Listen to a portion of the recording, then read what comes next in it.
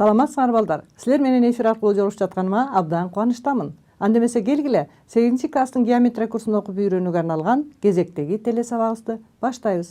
Билесиңер балдар, бүгүнкү сабакта дагы биз силерге белгилүү болгон бир жалпак фигуранын аянтын табуунун формулалары менен таанышабыз. Бирок алгач мен силерге аянт тууралуу же аянттын касиеттери тууралуу бир аз маалыматты кайталап өтөйүн. Анда эмесе карагылачы. Аянт тууралуу караган учурда геометриялык фигура ал көлөмдүү болсо анын бетинин аянтын тапкан учурлар болот.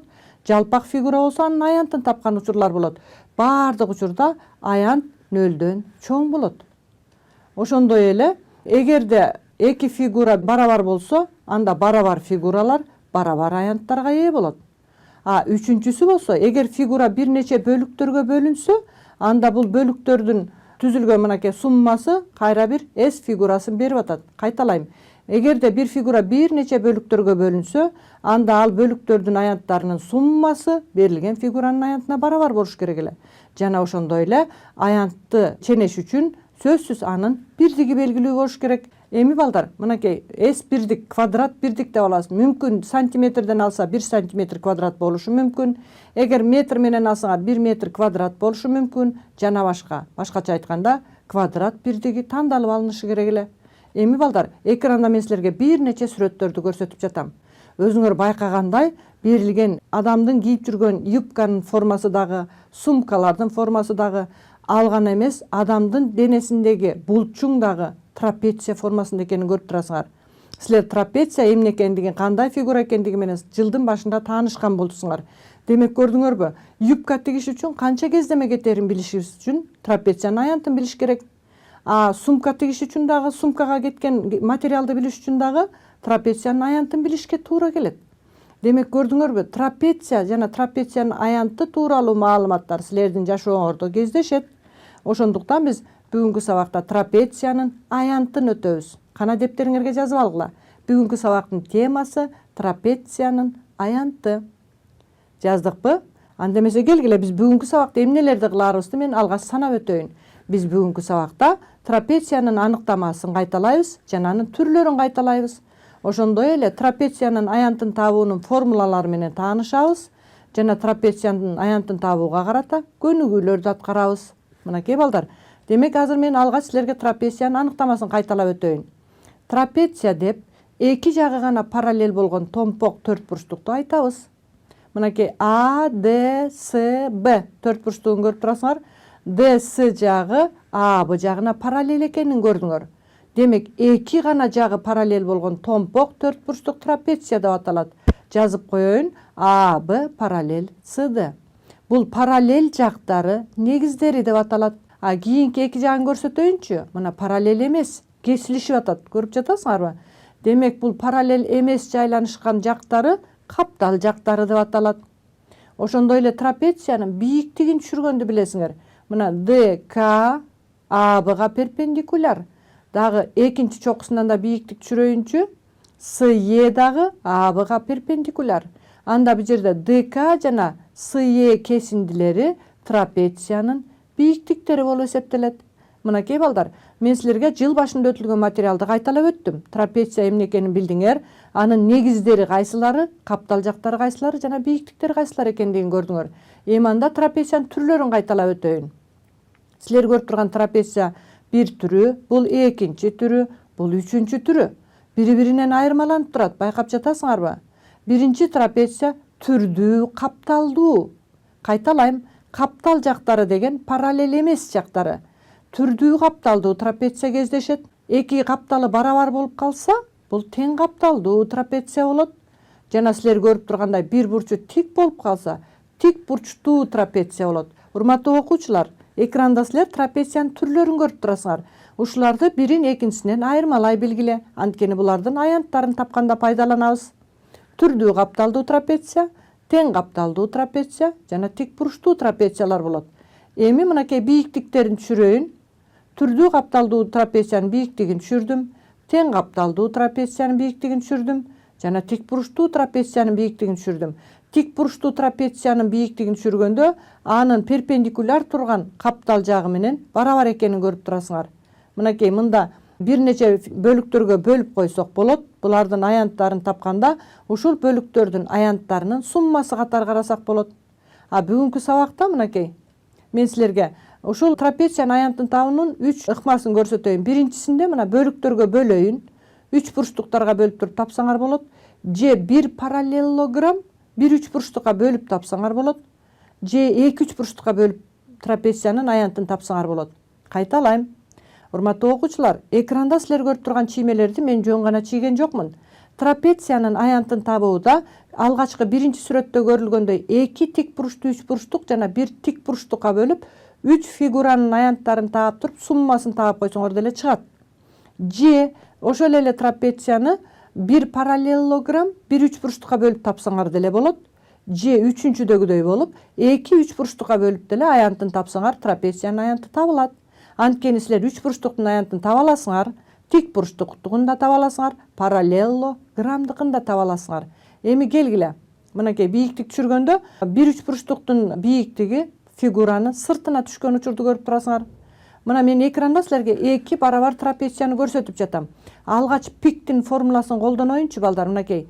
Бүтүн чокулуу чекиттерди санап атам ичиндеги. И деп туруп жазайын. И канча болду? Санадыңарбы? Бүтүн чокулуу ичинде жаткан чекиттер 16.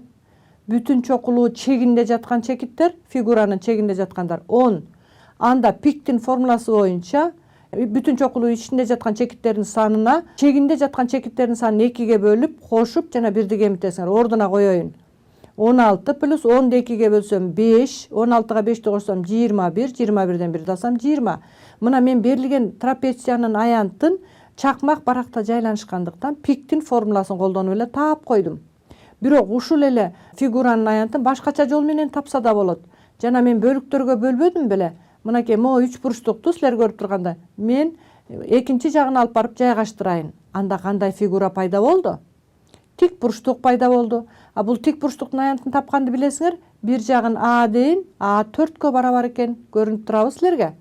Б жагы канчага барабар экен? Б жагы 5ке барабар экен. Анда тик бурчтуктун аянтын тапсак, Аны Бга көбөйтөбүз. Мында деле 20 чыкты. Эми балдар, трапеция менен тик бурчтуктун аянттары барабар болуп калды. Мындай фигуралар менен силер жылдын башында таанышкансыңар. Бирдей аянтка ээ болгон фигуралар бирдей чоңдуктагы фигуралар деп аталышат. Азыркы биздин мисалда трапеция менен тик бурчтук бирдей чоңдуктагы фигуралар. Бирок бул экөөнү барабар фигуралар деп айта албайсыңар. Билесиңерби, барабар фигуралар болуш үчүн бирин экинчисине беттештиргенде дал келиши керек. Булар дал келген жок. Булардын аянттары барабар болду. Демек ошондуктан буларды биз бирдей чоңдуктагы фигуралар дейбиз. Эми келгиле. Андан ары трапециянын аянтын табуунун кийинки бир ыкмасын көрсөтөйүн. Ал үчүн трапецияны мен алгач 2-3 бурчтукка бөлөйүн. Мен азыр силерге трапециянын аянтын табуунун формуласын чыгарайын деп жатам. Ошондуктан жакшылап баамдап тургула.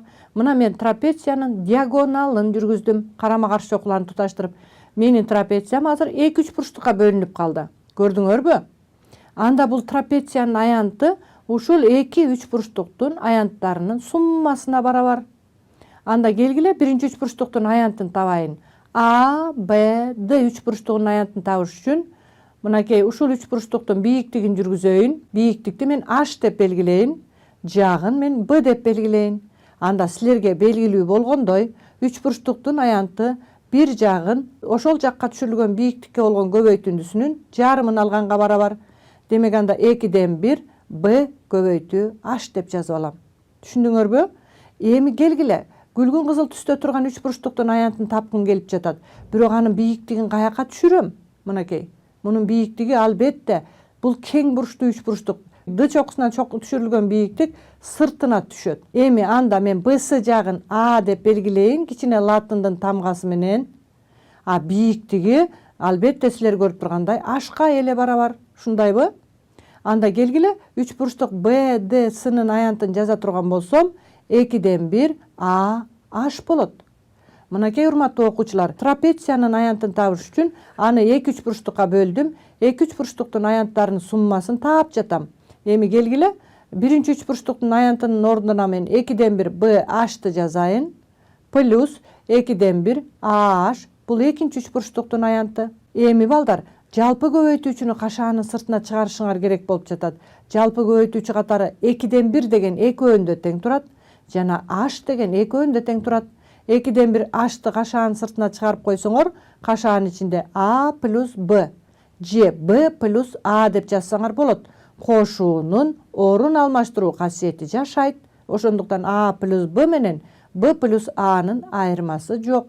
Эми анда мен эгерде a плюс b'ны бөлчөктүн алымына жазып коюп, бөлүмүнө 2-ни көбөйтүү h деп жазып койсом болот. Мынакей балдар, мен трапециянын аянтын табуунун формуласын чыгардым. Бул формуланы келгиле дептерибизге жазып алалык. Трапециянын аянтынын формуласы. Демек, трапециянын аянтын табыш үчүн эмнелерин кошушубуз керек экен? А жана Б'лар трапециянын негиздери. Демек, трапециянын негиздеринин суммасынын жарымын трапециянын бийиктигине көбөйтүү керек. Мынакей балдар, мен трапециянын аянтын табуунун формуласын чыгардым. Бирок буга чейин биз трапеция берилип калса, эгер бул аянтынын формуласын билбесек, анда аны бизге белгилүү болгон фигураларга бөлүп, 3 бурчтукка, параллелограммга, тик бурчтукка бөлүп, алардын аянттарын таап, анан суммасын таап аткан болчубуз. Мындан ары антип таппастан түздөн түз эле трапециянын аянтынын формуласы белгилүү болгондуктан, ушул формуланын жардамы менен тапсак деле болот. Анда эмесе, келгиле балдар, тапшырма аткарып көрөлүчү. Мен силерге тапшырма берейин. Чиймедеги берилгендерди пайдаланып, трапециянын аянтын тапкыла. Кана балдар, кайсыл жоопту туура деп эсептесеңер, ошол жооптун номерин дептериңерге жазгыла. Таптыңарбы? Анда эмесе мен туура деп эсептеген жооптун номерин жазган болсоңор, туура чыгарылышын көрсөтө берейин. Мынакей, бизге эмне берилиптир? A, B, C, D трапециясы берилди. Б'сы жагы мен кичине А тамгасы менен да белгилеп коеюн, 6 метр. Анткени мен формулага койгонго ыңгайлуу болсун деп латындын 2 баш тамгасы жана бир кичине тамгасы менен белгилеп жатам.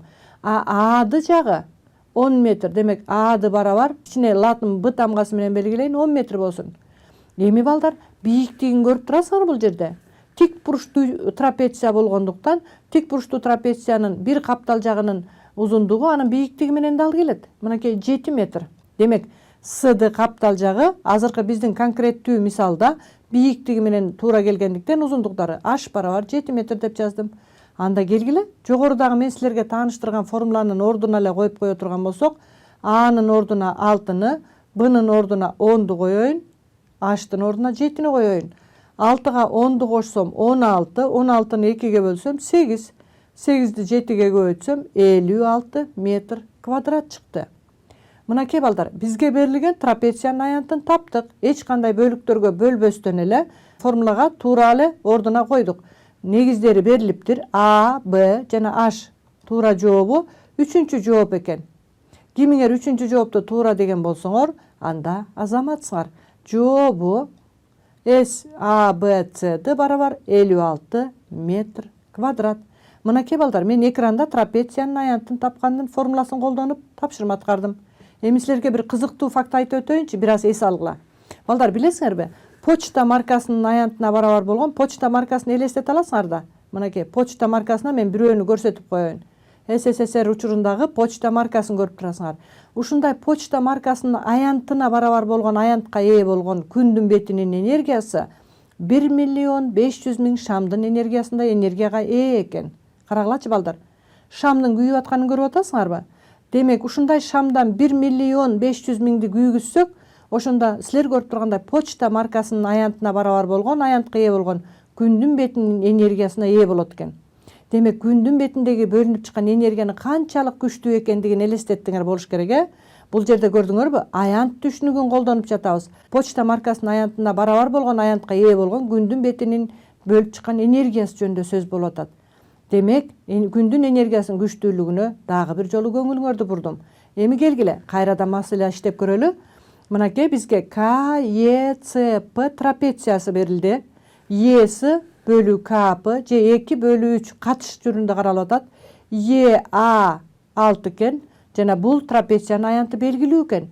Бизден бул трапециянын негиздеринин узундуктарын табуу талап кылынып жатат. Анда келгиле, алгач трапеция берилгенин жазайын. Андан кийин Эсинин КПга болгон катышы 2-нин 3-кө болгон катышына барабар. Балдар, катыш тууралуу берилгенде жактарды бир бөлүк бүтүн катары карап турган болсок, Эси барабар 2х, Капыны 3х барабар деп жазып алайын. Бир бөлүктү х катары карап атам.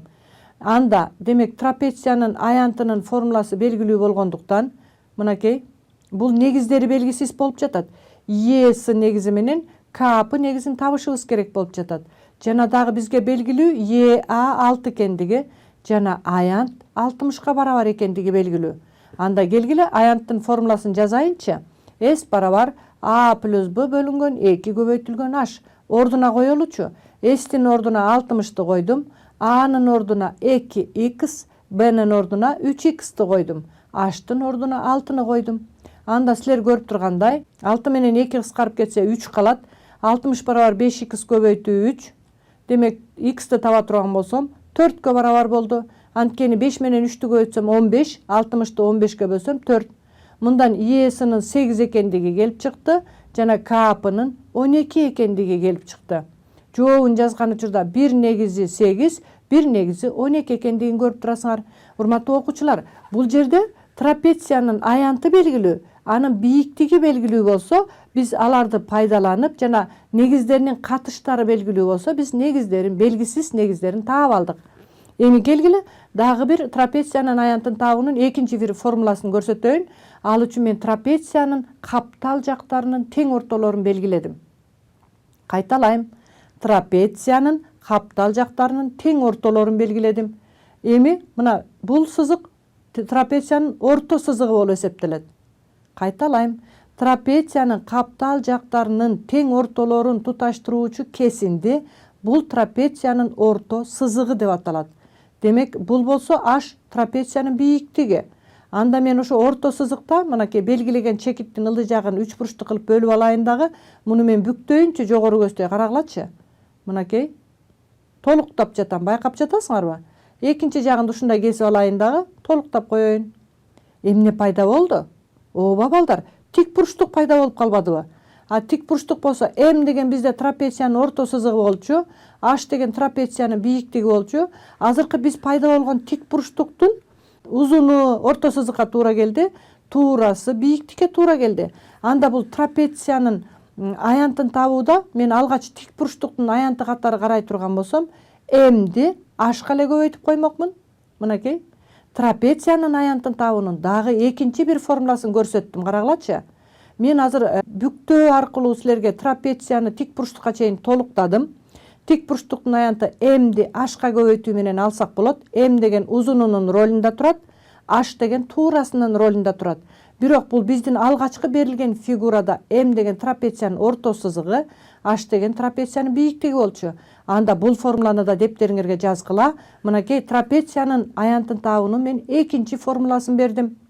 Трапециянын аянтын табыш үчүн анын орто сызыгын бийиктигине көбөйтүп койсоңор болот. Балдар, орто сызык дегенибиз деле негиздеринин суммасынын жарымына барабар болчу. Туурабы? Жаздыкпы? Анда эмесе келгиле ушуну пайдаланып бир тапшырманы аткаралык. Мынакей бизге трапеция берилди. КН орто сызыгы чимиде да көрүнүп турат.